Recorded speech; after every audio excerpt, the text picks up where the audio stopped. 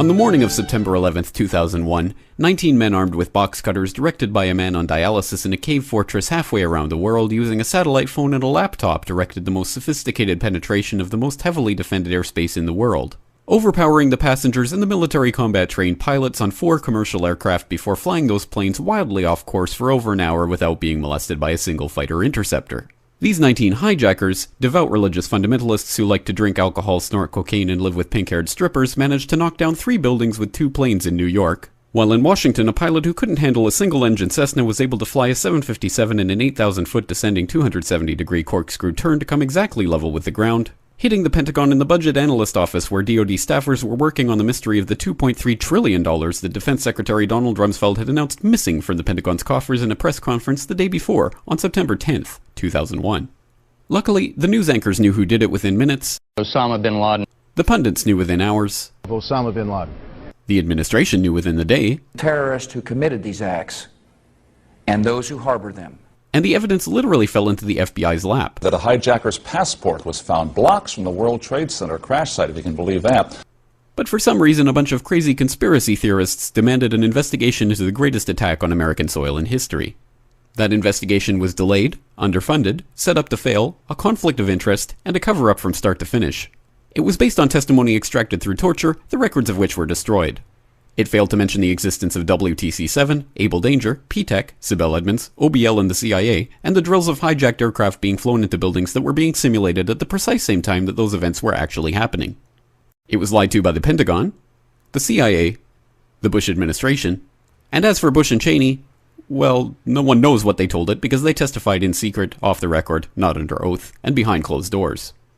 It didn't bother to look at who funded the attacks because that question is ultimately of little practical significance.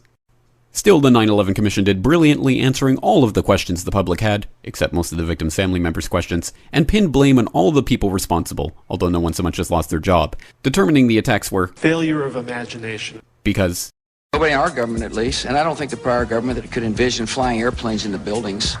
Except the Pentagon, FEMA, NORAD, and the NRO. The DIA destroyed 2.5 terabytes of data on Able Danger, but that's okay because it probably wasn't important. The SEC destroyed their records on the investigation into the insider trading before the attacks, but that's okay because destroying the records of the largest investigation in SEC history is just part of routine record keeping. NIST has classified the data that they used for their model of WTC-7's collapse, but that's okay because knowing how they made their model of the collapse would jeopardize public safety.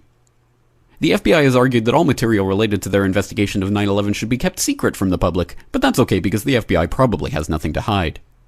This man never existed, nor is anything he had to say worthy of your attention, and if you say otherwise, you are a paranoid conspiracy theorist and deserve to be shunned by all of humanity. Likewise him, and her. And her, and her, and him. Osama bin Laden lived in a cave fortress in the hills of Afghanistan, but somehow got away. Then he was hiding out in Tora Bora, but somehow got away.